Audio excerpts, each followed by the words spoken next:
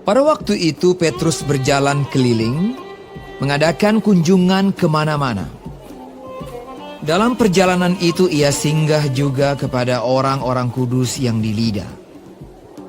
Di situ didapatinya seorang bernama Eneas, yang telah 8 tahun terbaring di tempat tidur karena lumpuh.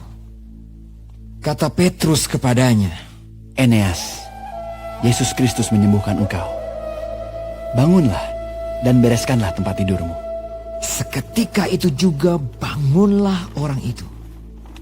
Semua penduduk Lida dan Saron melihat dia, lalu mereka berbalik kepada Tuhan.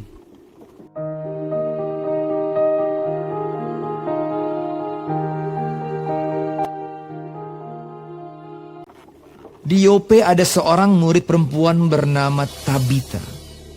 Dalam bahasa Yunani Dorcas.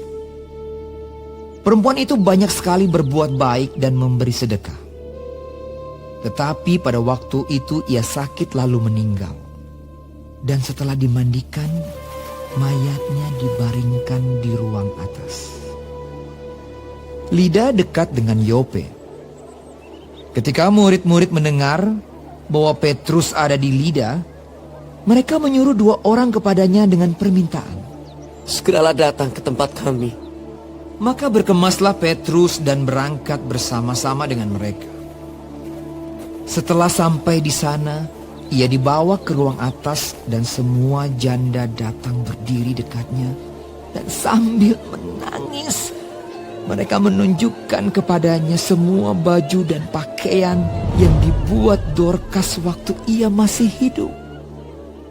Tetapi Petrus menyuruh mereka semua keluar. Lalu ia berlutut dan berdoa. Kemudian ia berpaling ke mayat itu dan berkata, Tabita, bangkitlah. Lalu Tabita membuka matanya dan ketika melihat Petrus, ia bangun lalu duduk. Petrus memegang tangannya dan membantu dia berdiri. Kemudian ia memanggil orang-orang kudus beserta janda-janda, lalu menunjukkan kepada mereka bahwa perempuan itu hidup.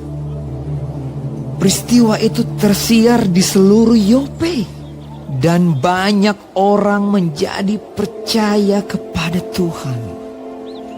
Kemudian daripada itu Petrus tinggal beberapa hari di Yope, di rumah seorang yang bernama Simon, seorang penyamak kulit.